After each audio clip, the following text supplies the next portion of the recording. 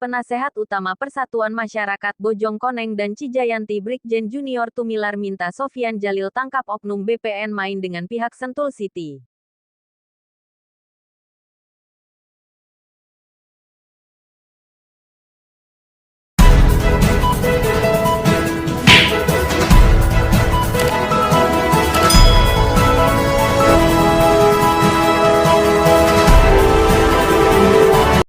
Televisi Rakyat Indonesia TVRI TV memberitakan dari Bogor, Kementerian Agraria dan Tata Ruang, Badan Pertanahan Nasional (ATR) BPN, berkomitmen memerangi praktik mafia tanah.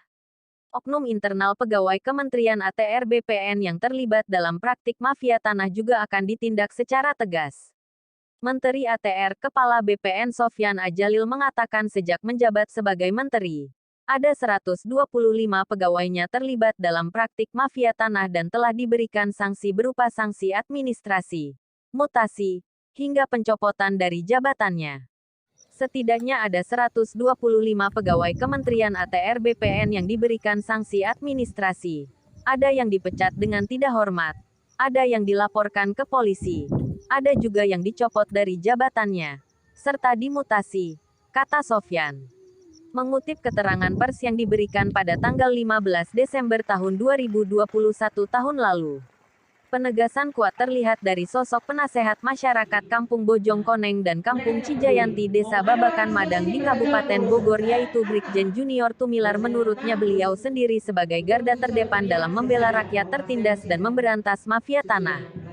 Dikatakannya sudah banyak terjadi kasus mafia tanah dan sudah banyak pula media massa maupun media elektronik memberitakan tentang pengerahan massa yang pakai oleh pihak Sentul City untuk mengintimidasi pemilik tanah yang sah agar melepas hak tanah mereka. Salah satu warga Bojongkoneng angkat dan banyak pula yang berakhir secara paksa dengan cara membuldozer lahan maupun rumah warga secara keji.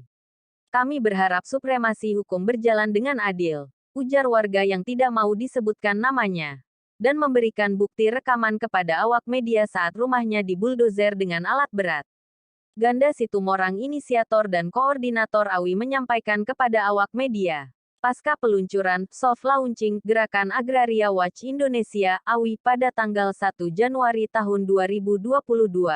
Ganda Situmorang membeberkan telah menerima ratusan aduan dan informasi langsung dari masyarakat korban kejahatan luar biasa extraordinary crime, mafia tanah.